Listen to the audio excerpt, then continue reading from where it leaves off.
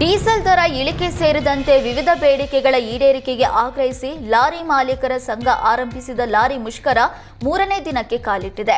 ಸೋಮವಾರ ಮಧ್ಯರಾತ್ರಿಯಿಂದಲೇ ಅನಿರ್ದಿಷ್ಟ ಅವಧಿ ಮುಷ್ಕರ ಆರಂಭಿಸಿದ್ದು, ಸದ್ಯಕ್ಕೆ ಯಾವುದೇ ರೀತಿಯಲ್ಲಿ ಅಗತ್ಯ ವಸ್ತುಗಳ ಸೇವೆಯಲ್ಲಿ ವ್ಯತ್ಯಯವಾಗಿಲ್ಲ. ಆದರೆ ಇದು ಹೀಗೆಯೇ ಮುಂದುವರೆದರೆ ಸಮಸ್ಯೆ ಕಟ್ಟಿಟ್ಟ ಬುತ್ತಿಯಾಗಿದೆ.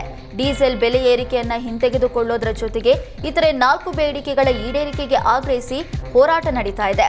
ಕಳೆದ 7 ತಿಂಗಳಲ್ಲಿ ಡೀಸೆಲ್ ಬೆಲೆ 2 ಬಾರಿ ಏರಿಸಲಾಗಿದೆ. ಇದನ್ನು ಹಿಂತೆಗೆದುಕೊಳ್ಳದಿದ್ದರೆ ಅನಿರ್ದಿಷ್ಟ ಅವಧಿ ಪ್ರತಿಭಟನೆ ನಡೆಸುವುದು ಅನಿವಾರ್ಯವಾಗಿದೆ ಎಂದು ಸಂಘಟನೆಯ ಮುಖಂಡರು ತಿಳಿಸಿದ್ದಾರೆ.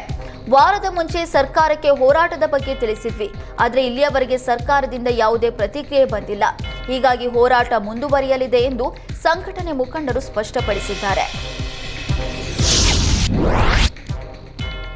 ಕೊಯ್ನಾ ಡ್ಯಾಂನಲ್ಲಿ 46 ಟಿಎಂಸಿ ಲಭ್ಯವಿದ್ರೂ ಕರ್ನಾಟಕಕ್ಕೆ 2 ಟಿಎಂಸಿ ನೀರು ಬಿಡೋದಕ್ಕೆ ಮಹಾರಾಷ್ಟ್ರ ನಕಾರ ತೋರಿದೆ. ಸಿಎಂ ಸಿದ್ದರಾಮಯ್ಯ ಮನವಿಗೆ Maharashtra CM Devendra Fadnavis don't care ಎಂದಿದ್ದಾರೆ. ರಾಜ್ಯದ ಕೃಷ್ಣಾ ನದಿ ಸಂಪೂರ್ಣ ಬತ್ತಿ ಹೋಗಿದ್ದು, ನದಿ ಪಾತ್ರದಲ್ಲಿ ಹಾಹಾಕಾರ ಶುರುವಾಗಿದೆ. ಮಹಾರಾಷ್ಟ್ರ ಕೃಷ್ಣೆಗೆ ನೀರು ಹರಿಸಿದ್ರೆ 4-5 ಜಿಲ್ಲೆಗಳ ದಾಹ ತೀರಲಿದೆ.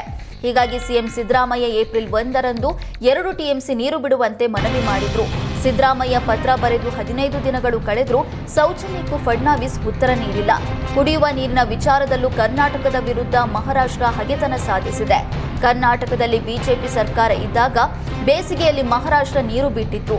ರಾಜ್ಯದಲ್ಲಿ ಕಾಂಗ್ರೆಸ್ ಸರ್ಕಾರ ಇದ್ದಿದ್ದಕ್ಕೆ ನೀರು ಬಿಡುಗಡೆ ಮಾಡ್ತಾ ಇಲ್ವಾ ಅಂತ ಮಹಾ ಸರ್ಕಾರ ಅನ್ನುವ ಅನುಮಾನ ಕಾಡ್ತಿದೆ.